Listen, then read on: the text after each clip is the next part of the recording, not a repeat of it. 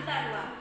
Pada pertemuan sebelumnya, kita sudah membahas mengenai pengertian ruang dan juga mengenai pengertian interaksi. Selanjutnya, kita akan membahas kondisi saling bergantung yang menyebabkan terjadinya interaksi antar ruang.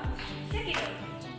Nah, Nana Ibu sekalian, bagaimana yang kita ketahui, bentuk muka bumi itu berbeda-beda. Ada yang dataran tinggi, ada yang dataran rendah, dan juga ada yang berupa perairan. Nah, dataran tinggi berada pada ketinggian di atas 200 meter dari permukaan laut, sedangkan dataran rendah itu berada pada ketinggian 0 sampai 200 meter dari permukaan laut.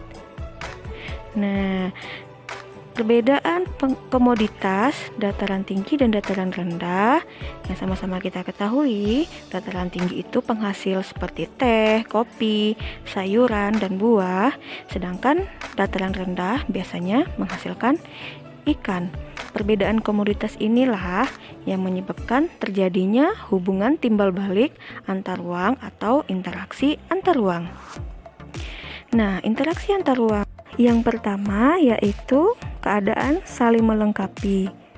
Misalnya, wilayah A atau wilayah pegunungan merupakan penghasil sayuran, sedangkan wilayah B merupakan penghasil ikan.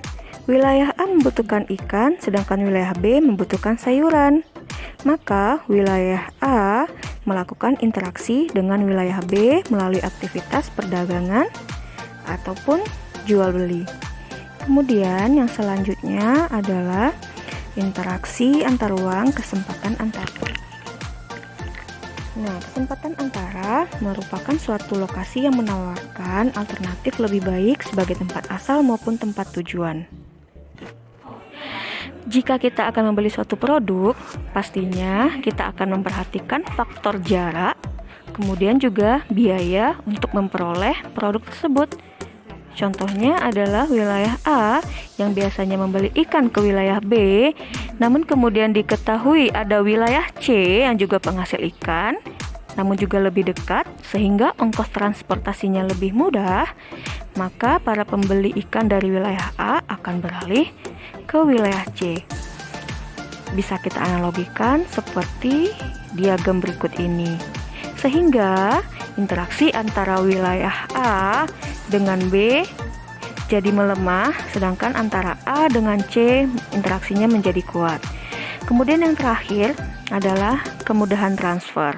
Kemudahan transfer sendiri itu dipengaruhi oleh beberapa hal seperti yang pertama itu seperti jarak antar wilayah, kemudian biaya transportasi, dan yang terakhir seperti kemudahan dan kelancaran prasarana dan sarana transportasi antar wilayah.